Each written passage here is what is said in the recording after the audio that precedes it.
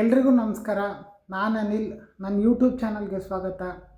ಇವತ್ತು ಒಂದು ಗಾದೆ ಬಗ್ಗೆ ನಾನು ಮಾತಾಡ್ತಿದ್ದೀನಂದರೆ, ಆ ಗಾದೆ ಏನಂತಂದರೆ, ಕಳ್ಳನ್ನು ನಂಬಿದ್ರು ಕುಳ್ಳನ್ನು ನಂಬಾರ್ದು ಅಂತ. ಇದರ ಅರ್ಥ ಏನು ಹೇಳ್ತತೆ ಅಂತಂದರೆ, ಕಳ್ಳನ್ನು ಬೇಕಾದ್ರೂ ನಂಬಿಡ್ಬೋದು, ಆದರೆ ಕುಳ್ಳನ್ನು ಮಾತ್ರ ನಂಬೋದಕ್ಕಾಗೋದಿಲ್ಲ.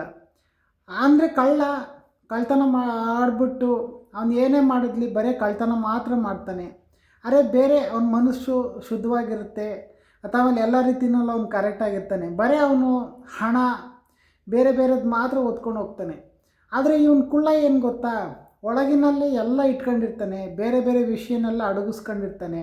ಯಾವ್ಯಾವ ಸಂದರ್ಭಕ್ಕೆ ಏನೇನು ಮಾಡಬೇಕು, ಮತ್ತು ಯಾವ್ಯಾವ ಸಂದರ್ಭಕ್ಕೆ ಹೆಂಗೆ ನಡ್ಕೋಬೇಕು, ಮತ್ತು ಆಮೇಲೆ ಯಾವಾಗ ಹೆಂಗಿರಬೇಕು, ಮತ್ತು ಆಮೇಲೆ ಯಾವ ರೀತಿ ಬಣ್ಣ ಬದಲಾಯಿಸಬೇಕು, ಯಾವ ಸಮಯದಲ್ಲಿ ಯಾವ ರೀತಿ ಬಣ್ಣ ಬದಲಾಯಿಸಿದ್ರೆ ನಮ್ಗೆ ಲಾಭ ಸಿಗುತ್ತೆ, ಹಂಗೆ ಹಿಂಗೆ ಅಂತ ಹೇಳಿ ಯೋಚನೆ ಮಾಡ್ತಾನೆ ಇರ್ತಾನೆ.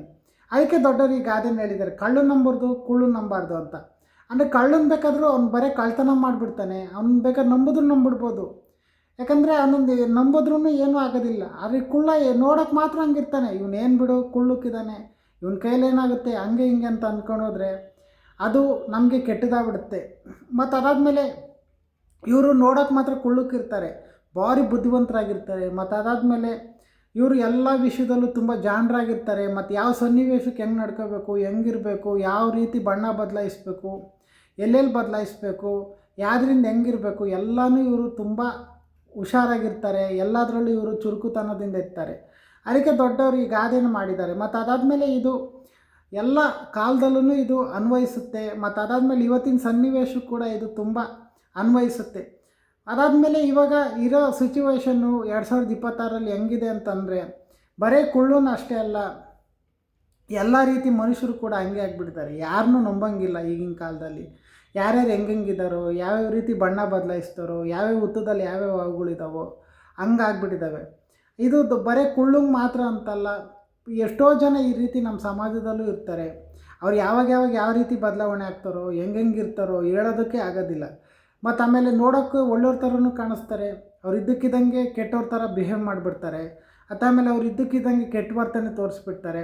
ಒಬ್ಬೊಬ್ಬರು ನೋಡೋಕ್ಕೆ ಕೆಟ್ಟವ್ರ ಥರ ಇರ್ತಾರೆ, ಅವರು ತುಂಬ ಒಳ್ಳೇದು ಮನಸ್ಸಿರುತ್ತೆ ಮತ್ತು ಒಳ್ಳೇದು ಮಾಡ್ತಾರೆ. ಮತ್ತು ಆಮೇಲೆ ಅವರಿಂದ ನಾವು ಇದು ಮಾಡ್ಬೋದು. ಮತ್ತು ಆಮೇಲೆ ಈಗಿನ ಕಾಲದಲ್ಲಿ ಸ್ವಲ್ಪ ಮನುಷ್ಯರನ್ನ ಯಾರು ಒಳ್ಳೆಯವರು ಯಾರು ಕೆಟ್ಟವರು ಅಂತ ಕಂಡುಹಿಡಿಯೋದೇ ಕಷ್ಟ ಆಗಿಬಿಟ್ಟಿದೆ.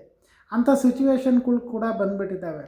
ಹಂಗಾಗಿ ನಾವು ಏನು ಮಾಡಬೇಕಂದ್ರೆ, ಇವತ್ತಿನ ಸಂದರ್ಭದಲ್ಲಿ ಇವತ್ತಿನ ಸಿಚುವೇಷನಲ್ಲಿ ನಾವು ಯಾರು ಸ್ನೇಹ ಮಾಡಿದ್ರೆ, ಯಾರು ಗೆಳೆತನ ಮಾಡಿದ್ರೆ, ಯಾರನ್ನು ಮಾತಾಡಿಸಿದ್ರೆ ನಮಗೆ ಯೂಸ್ ಆಗುತ್ತೆ, ಮತ್ತು ಆಮೇಲೆ ಒಳ್ಳೆಯದಾಗುತ್ತೆ ಅಂತ ನೋಡ್ಕೊಂಡು ಮಾತಾಡಿಸ್ಬೇಕು. ಸಿಕ್ತವ್ರನ್ನೆಲ್ಲ ಮಾತಾಡ್ಸೋಕೆ ಹೋದರೆ ಅದು ತುಂಬ ಅಪಾಯ ಆಗಿಬಿಡುತ್ತೆ. ಮತ್ತು ಆಮೇಲೆ ಅದು ನಮಗೆ ತುಂಬ ಅದರಿಂದ ನಷ್ಟ ಆಗುತ್ತೆ.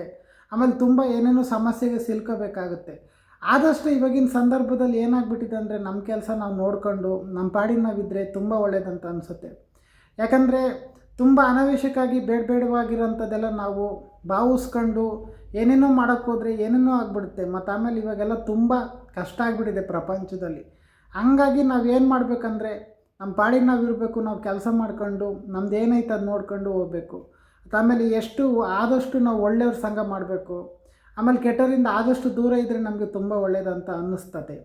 ಹಂಗಾಗಿ ಗಾದೆ ಬಂದಿದ್ರಿಂದ ನಮ್ಗೆ ಇದನ್ನೆಲ್ಲ ನಿಮ್ಗೆ ಹೇಳಿದ್ದೀನಿ. ಇದು ನಿಮ್ಗೆ ಇಷ್ಟ ಆಗುತ್ತೆ ಅಂತ ಅಂದ್ಕೊಂಡು ನಾನು ಹೇಳಿದ್ದೀನಿ. ಮತ್ತು ಆಮೇಲೆ ತಪ್ಪಾಗಿ ಏನಾರು ಹೇಳಿದರೆ ನನ್ನ ಕ್ಷಮಿಸಿ. ಮತ್ತು ಆಮೇಲೆ ನೆಕ್ಸ್ಟ್ ವೀಡಿಯೋದಲ್ಲಿ ನಾನು ಬೇರೆ ವಿಷಯನ ತಗೊಂಡು ಅದ್ರ ಬಗ್ಗೆ ನಾನು ಮಾತಾಡ್ತೀನಿ.